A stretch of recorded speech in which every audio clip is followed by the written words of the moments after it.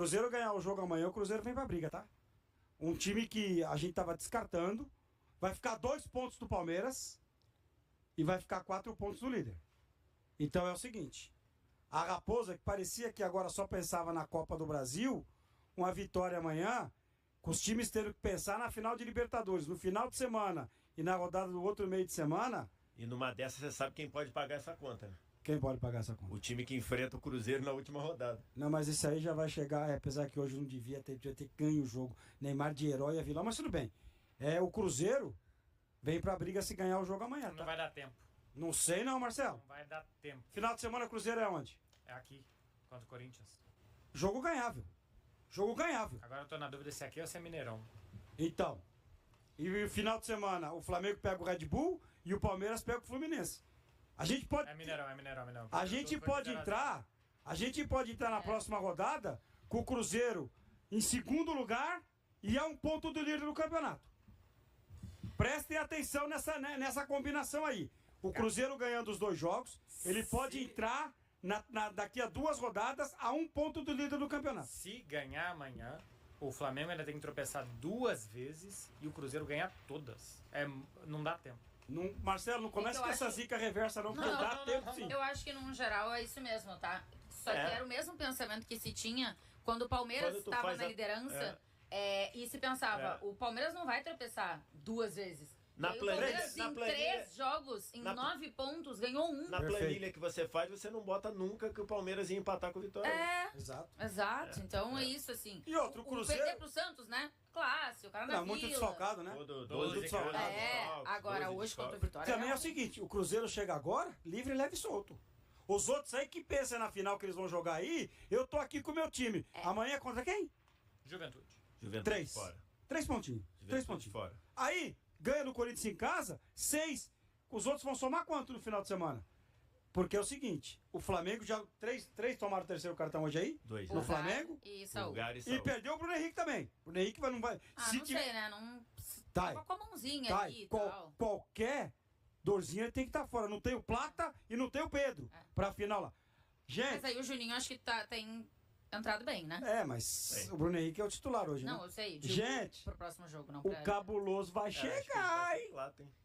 Por mais que tenha gente zicando, o cabuloso vai chegar, hein? Falando em Cruzeiro ser campeão brasileiro, vamos ver os próximos confrontos aí de Palmeiras, Flamengo e Cruzeiro para ver se de fato é possível. Ó, começando o Palmeiras. Palmeiras pega o Vitória, depois recebe o Fluminense, sai para pegar o Grêmio, recebe o Atlético e sai para pegar o Ceará na última rodada. O Atlético é aqui, não o jogo. O Palmeiras faz 3 jogos fora. O Atlético é aqui. Aí, verdade, tá invertido aqui. O Flamengo pega o Fluminense, depois o Bragantino, Atlético, Ceará e Mirassol. E fechando a rodada, ao do Cruzeiro, depois do Juventude, vem Corinthians, Ceará, Botafogo e Santos. O Ceará pega os 3, o Atlético vai enfrentar Flamengo e Palmeiras, assim como o Fluminense. Olha, no meu ponto de vista, o desafio do Flamengo é mais difícil. Até porque o Flamengo não tem muita sorte contra o Atlético. Eu conto aí com uma vitória do Atlético lá no Maracanã. Não, quer dizer, o jogo é aqui. É na Arena. Mas o Flamengo é o time que mais ganhou na Arena, junto do Cruzeiro.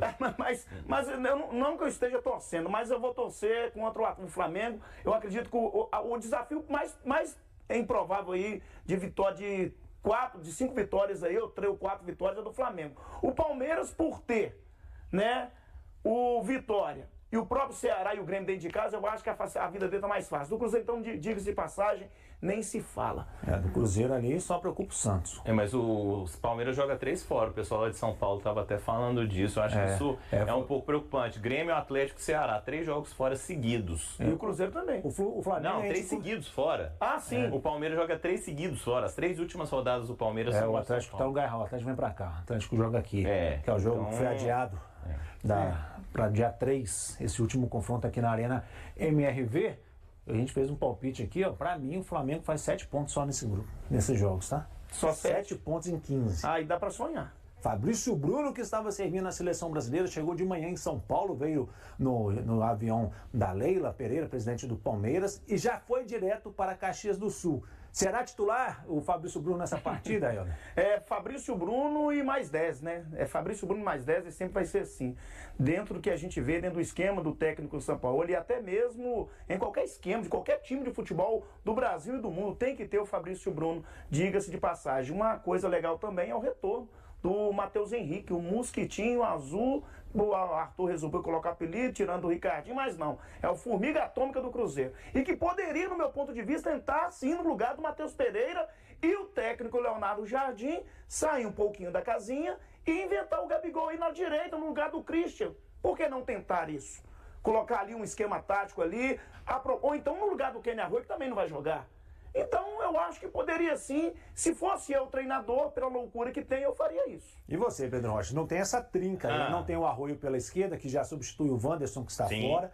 Não tem o Matheus Pereira ali fazendo essa criação e nem tem o Christian pela direita. Vale arriscar Matheus Henrique e botá-lo para jogar? Eu já sou um pouquinho mais conservador que meu amigo Helder Ferreira. Eu até faria algo diferente também. Eu jogaria com 3 zagueiros para soltar os laterais, porque a característica de jogo do Juventude é mais no jogo aéreo. A gente sabe que o Juventude tenta muito abafa. Lá no Alfredo Jaconi, até mesmo no Rio Grande do Sul, eles chamam de jaconeira, porque realmente é um estádio acanhado, é um estádio onde o Juventude tenta jogar sob pressão, por mais que a campanha de Juventude nessa Série A como mandante seja bem ruim. É o segundo pior mandante neste ano, até por isso está na zona de rebaixamento no momento. Mas eu não colocaria o Matheus Henrique 90 minutos, ou pelo menos 45, porque ele teve uma nova lesão na costela, onde ele já tinha tido. Então, eu seria um pouco mais prudente. Eu acho que o Matheus Henrique é um baita jogador.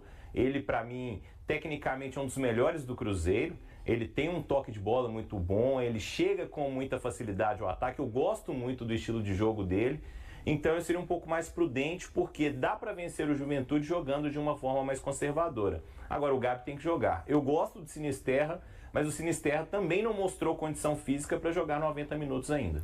O Jardim vai ter à disposição o Caio Jorge, né, o centroavante, esse continua, e aí vai ter que mudar esses três, achar alternativas para esses 3 companheiros. Tem a opção do Sinisterra, o Bolassi, que anda muito sumido, ninguém sabe cadê o Bolassi. Mas também não joga 90, não, né, André? Vamos ser sinceros. Mas é capaz de ele ter que jogar, e aí tem aí o desafeto do Helder, vai ter que jogar. Mas o Gabriel Barbosa terá que ser titular. Meu desafeto? Isso aqui é pra mim, é Gabriel Barbosa, o Gabigol é o sobrenome do cara, velho. Gol, Gabigol. Olha... Você tiraria o Matheus Pereira do time pra colocar ele? Não. Hoje não, né? O Matheus Pereira, eu já tive que explicar, gente, eu tenho que dar tanta explicação, hoje eu vou dar mais uma.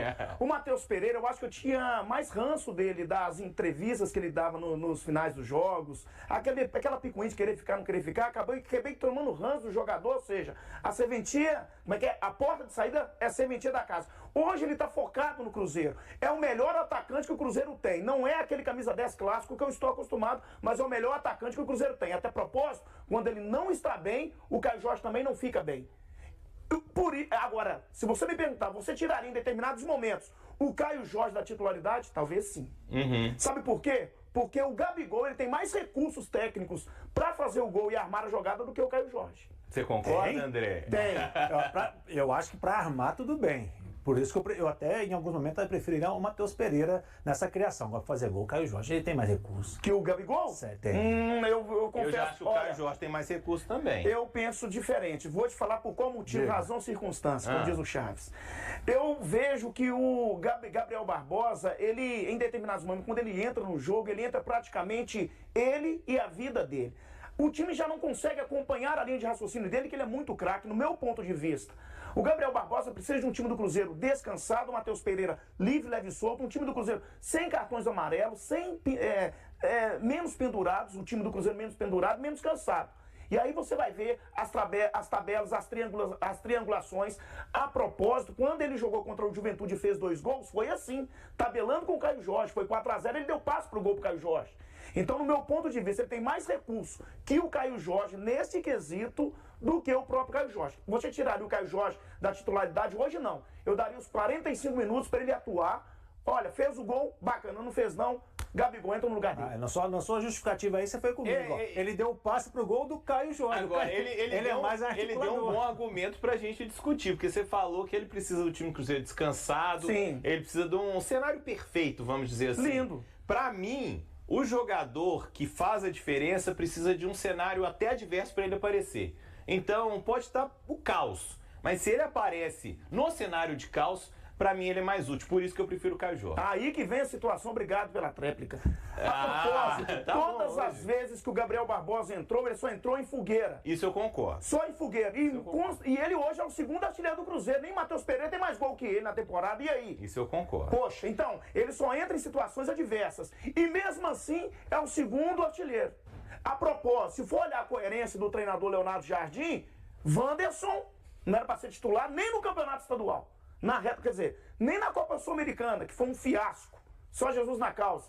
Então, se for olhar por esse critério também, ele não entra em situações adversas, em situações legais, apenas em adversas. E se ele entrar em condições legais, como vai acontecer com o Juventude? Eu apostaria em 3 gols do Gabigol amanhã. O Gabriel Barbosa, ele foi titular. 3 gols? 4-0 Cruzeiro de novo. Gabriel Barbosa, ele foi titular 8 vezes neste ano, junto com o Caio Jorge, né? Os dois começando juntos. Cada um fez 3 gols nessas oportunidades.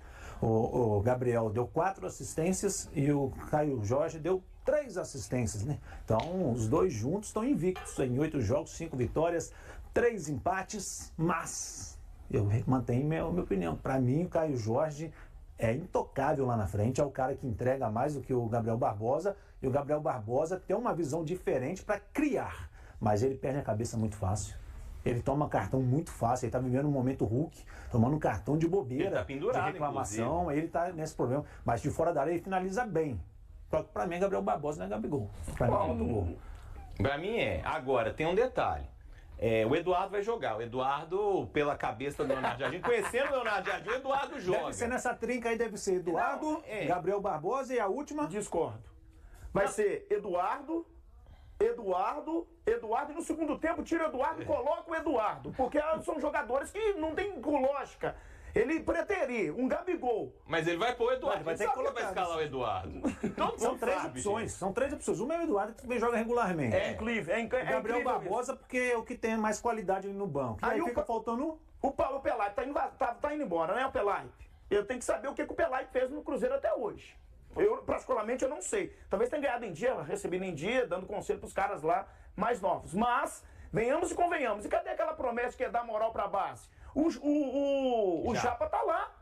Por que não deu oportunidade pro Japa? Também. A propósito, quem revelou o Kaique, tem gente falando, depois que o Leonardo Jardim chegou, o Kaique virou um fenômeno. Não. Aí eu tenho que dar mãos à palmatória. Isso é função e trabalho e méritos a quem?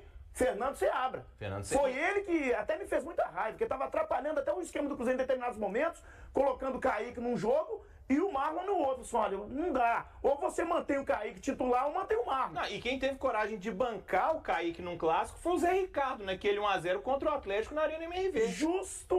Então, cadê a base? Por que não coloca o Japa? Vamos experimentar. O Murilo Hickman, que jogou vários minutos, o Murilo Hickman jogou mais minutos com o Leonardo Jardim do que o próprio Japa, que o Japa teve problema de lesão, tudo. Então por que não dar uma oportunidade pro Murilo? Na Sul-Americana ele jogou em várias partidas. A Sul-Americana ele abriu mão, ele mesmo falou que a meta era não jogar a Sul-Americana. Inclusive, parabéns, Leonardo Jardim. Hoje, em novembro, o Cruzeiro já está na Libertadores, ele falou que não ia jogar a Sul-Americana de novo, não jogou de fato. Isso ele acertou, isso pelo menos ele conseguiu chegar a esse ponto. Mas eu acho que então deveria seguir uma coisa dentro dessa lógica. Eu seria um pouco mais conservador. O Helder escalaria o Matheus Henrique já de cara, né? Tranquilamente, sem menor sombra de dúvida, até porque o jogador que não está bem, ele fica no departamento médico e nem é relacionado para a partida, nem viaja. Para mim, jogador que não tá bem. O jogador tá bem, então ele tem que jogar. Se ele voltou, você tá lá no banco de reservas, foi relacionado porque tem condições de jogo, o departamento médico do Cruzeiro não seria tão louco de colocar um jogador sem condições para jogar. Se tem, é porque vai jogar. Pronto, eu colocaria. Agora, uma observação relacionada ao que o nosso amigo acabou de falar sobre a Copa Sul-Americana. Eu tenho minhas ressalvas sobre isso. O Cruzeiro não conquistou a Copa Sul-Americana, que eu continuo repetindo, é a segunda divisão do torneio internacional, valorizado. É um prêmio de alento à equipe que foi menos incompetente no Campeonato Brasileiro, isso é fato. Que foi menos incompetente. Né? O último prêmio é a permanência na Série A. O penúltimo prêmio, o mais importante entre eles, é uma Copa Sul-Americana. O Cruzeiro não teve competência para ser campeão da Copa Sul-Americana, que entregou no colo aí do time do Atlético. o Cruzeiro pode ver mais um de seus jovens talentos chamando a atenção de grandes clubes europeus. De acordo com a imprensa internacional, o Chelsea demonstrou interesse no meia Felipe Moraes, que vem se destacando na Copa do Mundo Sub-17. Entre os jornalistas que abordaram o assunto está o italiano Fabrizio Romano, reconhecido mundialmente como a maior referência em notícias de transferências. Ele não confirmou que o clube inglês fará uma oferta pelo garoto de 17 anos, mas ressaltou que olheiros dos Blues acompanham detalhadamente o desempenho do jogador. O Chelsea seguirá buscando os melhores jovens do futebol mundial. Sanjevel, diretor global de recrutamento, esteve na América do Sul para fechar a contratação de Deiner Ordóñez, Independiente del Valle. E posso confirmar que o clube observa de perto o meio-campista brasileiro Felipe Moraes, afirmou Romano. Felipe de Moraes Barbosa Pena dos Santos, de 17 anos, nasceu em Conselheiro Lafayette, na região central de Minas Gerais. Destro, atua como meio-campista. Formado na base cruzeirense, ele alterna participações entre os times sub-17 e sub-20. Com várias convocações para as seleções brasileiras de base, integra atualmente o Brasil sub-17 no Catar, onde disputa as quartas de final da Copa do Mundo da categoria, sendo titular e já tendo marcado 2 gols. E aí galera, o que acharam? Deixem suas opiniões nos comentários. Não se esqueçam de deixar o like, se inscrever no canal e ativar o sininho para receber as notificações. Até mais, Nação Celeste! Vamos pra frente!